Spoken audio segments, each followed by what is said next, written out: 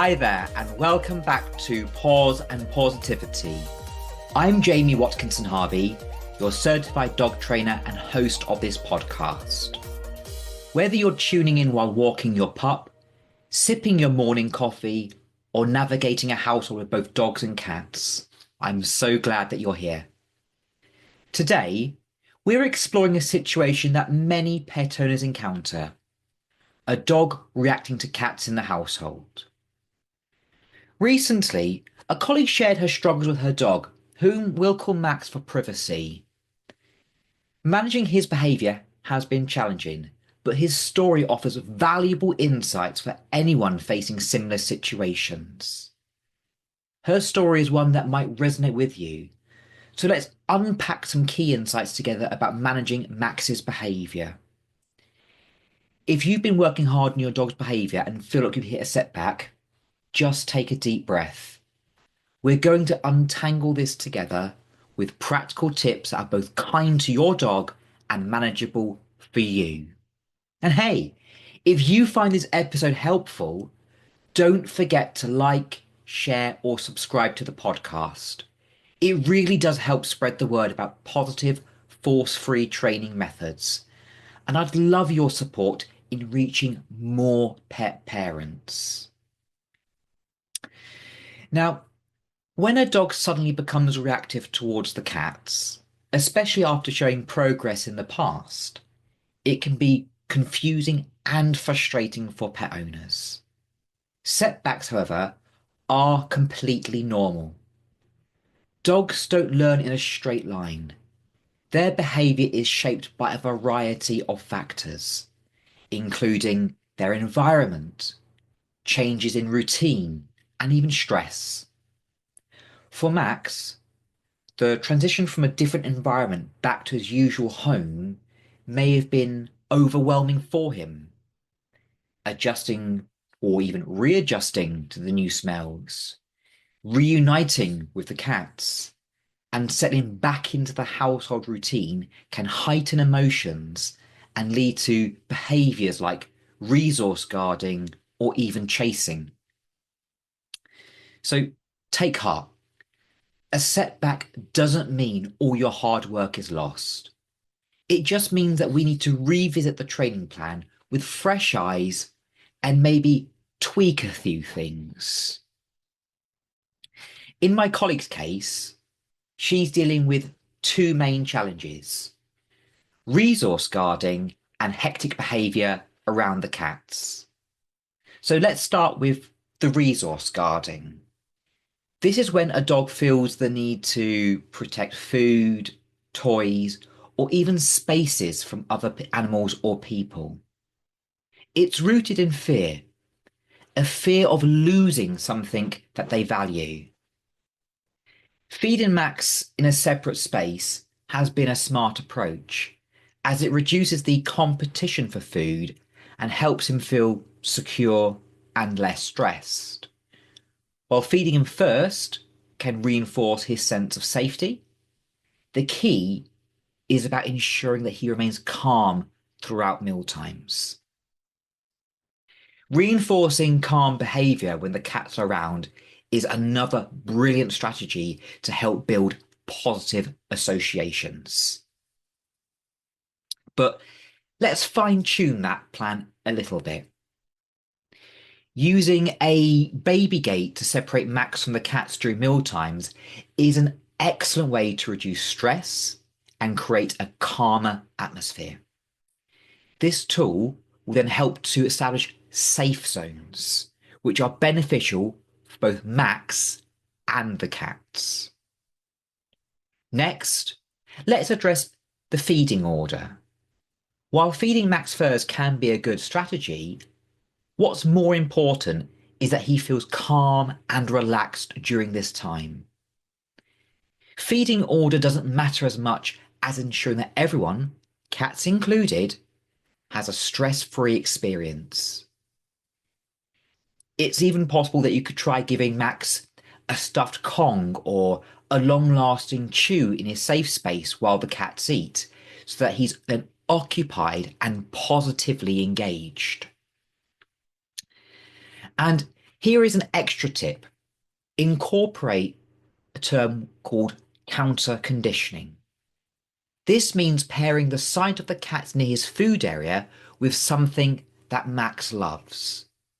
For example, when the cats are in sight but at a distance, toss him a few high-value treats. Now, over time, this helps him associate the cat's presence with good things rather than that of competition or stress. Now, let's tackle his hectic behaviour. Keeping Max on a lead in the house is a practical way to manage his interactions and prevent any chasing. Management tools like this are your best friend when working on reactivity. The key here is to be rewarding calm behaviour consistently, which my colleague has already been doing, so brilliant work there.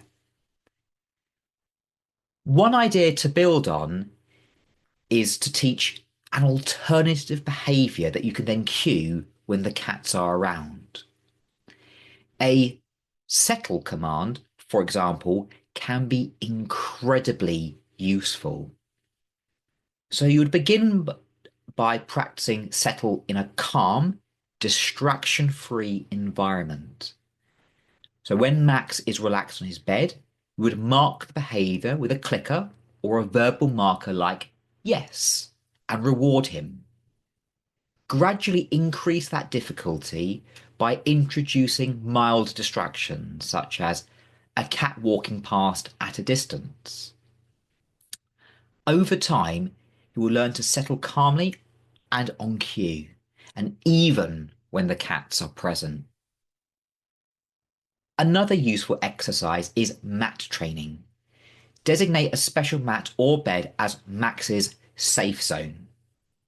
Whenever he's on the mat, reward him with treats, praise, or even a favourite chew toy. Practicing this consistently gives Max a clear and positive action to focus on when the cats are nearby. Now, my colleague also wondered about the sequence of events, which is such a great question. Getting the order right can make all the difference. Let's talk about how to set things up for success.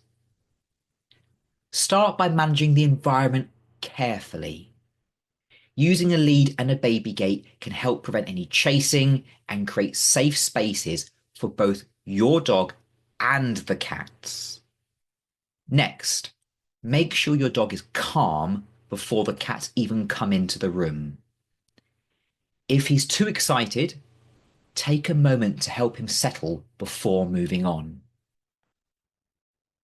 When the cats do enter, reward your dog immediately for calm behaviour. Keep these sessions short and sweet to avoid overwhelming him. And over time, as he becomes more comfortable, you can gradually reduce the distance between him and the cats, while continuing to reward him for staying calm. Remember, progress can be slow, and that is okay. Celebrate those small wins, like Max staying calm for a few seconds longer than he did yesterday. These moments may seem minor, but they are incredibly impactful. Recognizing and rewarding these achievements builds Max's confidence and strengthens your own skills as a trainer. It's a win-win for the both of you. Training is a journey. It's not a race. And every positive step you take strengthens the bond between you and your dog. So that's it for today's episode of Paws and Pawsitivity.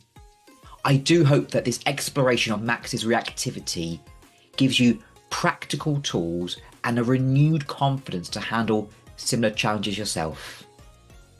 Remember, setbacks are a natural part of the process, and with a bit of patience and kindness, you will see progress again. If you have found today's episode helpful, I would genuinely love it if you could share it with a friend or subscribe so you don't miss any future episodes. And if you would like to support the podcast, head on over to www.pta.dog and visit the podcast page where you can make a donation. Your support keeps us going and means the world to me. Until next time, take care and give your pup a big, massive hug from me. Woofity woof.